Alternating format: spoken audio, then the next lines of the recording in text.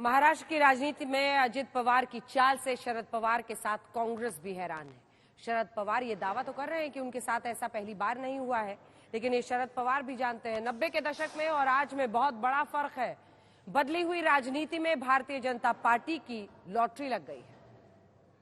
अजित अनुराव पवार गांभीर्यपूर्वक पुनर्कथन करतो की महाराष्ट्र राज्याचा उपमुख्यमंत्री म्हणून मोदी जी के नेतृत्व में चल रहा था, इसको अभी ट्रिपल इंजन मिल गया है।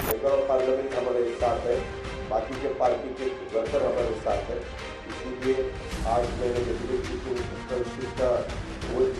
आज जो शपथ ग्रहण का कार्यक्रम मुंबई के राजभवन में हुआ, उसको किसी भी प्रकार की मान्यता एनसीपी की तरफ से नहीं है। ये बहुत ही निचले पायदान पर भारतीय राजनीति को पहुंचाने का काम भारतीय जनता पार्टी ने किया है। सरकारें कैसी बनती है महाराष्ट्र जैसे राज्य में और केंद्रीय यंत्रणा का कैसा दुरुपयोग किया जाता है, आज फिर एक बार पूरे देश की जनता ने देखा है। राजनीति तो संभावनाओं का खेल है, हम सुनते थे, पर संभावनाएं इतनी तेजी से बदलेंगी ये तो हम नहीं जानते थे।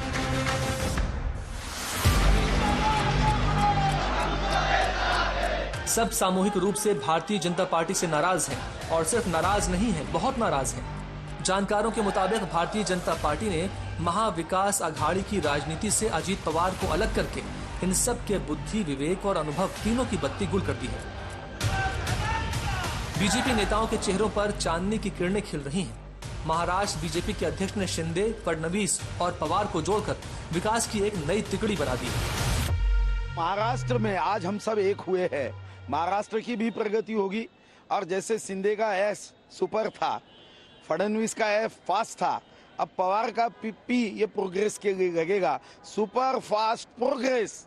ये आज हम तीनों पार्टियां एक मिलकर करेंगे। इन तस्वीरों को देखकर उद्धव ठाकरे जख्मों का हिसाब लगा रहे हैं और शरद पवार अपने आप को ये समझाने की कोशिश कर रहे हैं कि बहुत बड़ा धोखा हो गया।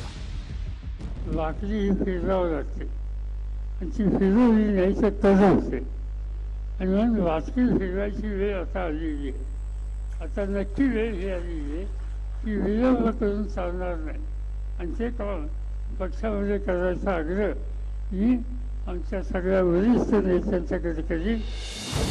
कांग्रेस के नेता अलग गुस्से में हैं। बार बार सोशल मीडिया पर अपडेट कर रहे हैं कि भतीजे ने चाचा के कलेजे में खंजर भोंका है। अजित पवार ने ऐसी चाल चली है कि कांग्रेस बेचैन हो उठी है। यही भारतीय जनता पार्टी का सही चरित्र है। हम ये भी पूछना चाहेंगे कि अजित दादा अभी जा रहे हैं एकनाथ शिंदे जी के साथ में, तो एकनाथ शिंदे जी को घोटालों के उनके ऊपर घोटालों का आरोप किया था अभी है कुछ दिनों पहले, तो क्या सब भूल गए? तो ये बहुत ही निचले पायदान पर भारतीय राजनीति को पहुंचाने का काम भारतीय जनता पार्टी ने किया है और महाराष्ट्र की जनता ये भली भांति जानती है इनका सही चेहरा क्या है। संजय राउत के तो समझ में ही नहीं आ रहा है कि हुआ क्या है। पहले कुर्सी चली गई, फिर जेल से भी आ गए, वैसे भी कुछ नहीं बचा और जो बचा था वो भी बीजेपी ले गई। बात ऐसी है कि मैं उसको भूकंप नहीं मानता हूँ। ये एक प्रक्रिया चल रही थी, सबको मालूम था। इस बारे में मैंने पहले भी आपको जानकारी दी थी कि ऐसा होने जा रहा है, ऐसा हो सकता है। उसका मतलब ये है जो मुख्यमंत्री है आज के मिस्टर एकनाथ शिंदे, उनके ऊपर जो डिस्क्वालिफिकेशन की जो तलवार लटक रही है वो जल्दी ही गिरने वाली है। उनके साथ 16 विधायक जो शिवसेना से फुट कर गए थे वो डिस्क्वालीफाई हो जाएंगे और सरकार अनस्टेबल हो जाएगी। उसके लिए ये नया सपोर्ट लिया है। कुल मिलाकर भारतीय जनता पार्टी के लिए ये तस्वीर बहुत खूबसूरत है, तो किसी को अपनी दुनिया उजड़ती हुई नजर आ रही है। इस शपथ के साथ अब ये बात भी फिजूल हो गई है कि किसने किसको मोड़ा और किसने किसको तोड़ा। नई दिल्ली से लेकर नागपुर तक लोग दोपहर का लंच कर रहे थे और अजित पवार मुंबई में शपथ ले रहे थे। अब इस सवाल का कोई मतलब नहीं कि ये किया किसने।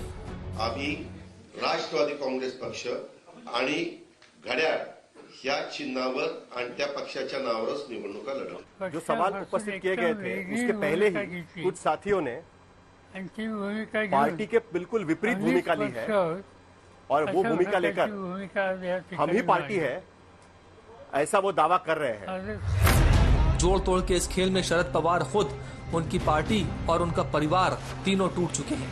भतीजे पर भरोसे ने उनकी सियासी जमीन हिला दी। चाचा को साफ ही हवा नहीं लगी कि भतीजे ने महाराष्ट्र का कल्याण करने के लिए उनकी सियासत को जोड़ तोड़ के चौसर पर बिछा दिया है। महाराष्ट्र के डेवलपमेंट के लिए और देश और मजबूत होना चाहिए और आगे जाना चाहिए। जो कुछ आज थोड़े बहुत प्रॉब्लम होते हुए वो सॉल्व करने के लिए भी सबने एकजुट होके उसका मुकाबला करना चाहिए। इसी माध्यम से हमने सबने मिलके ये डिसीजन लिया है। पार्टी के नाते हमने ये डिसीजन लिया है और ये होते हुए पूरे विधायक हमारे साथ है, मेंबर ऑफ पार्लियामेंट हमारे साथ है, बाकी के पार्टी के वर्कर हमारे साथ है। इसीलिए आज मैंने डिप्टी चीफ मिनिस्टरशिप का ओथ ली। ये पता चल जाएगा लोगों को कि पार्टी के कुछ विधायकों ने ही अलग भूमिका ली है, क्योंकि जिनके नाम आए हुए हैं जिनके नाम आए हुए हैं उन्होंने ही आज मुझे संपर्क किया हुआ है और मुझे कहा कि मुझे बुलाया गया और मेरे सिग्नेचर लिए गए हैं, लेकिन हमारी भूमिका उनके साथ जाने की नहीं है, ये उन्होंने खुलासा किया हुआ है। अजित पवार के साथ गए हुए कुछ विधायकों ने मुझे फोन करके कहा है कि हमारी भूमिका वो नहीं है। शरद पवार इतिहास के करिश्मे को जरूर याद कर लें, लेकिन सच यही है कि आज अजीत पवार ने ढलती उम्र में कमजोर पड़ते चाचा के सियासी कदम को समेट कर रख दिया है। पता नहीं किसने आवाज लगाई, किसने कहानी बनाई, किसने किया इशारा, लेकिन रविवार का दिन शरद पवार के लिए सियासत का सनीचर साबित हो गया।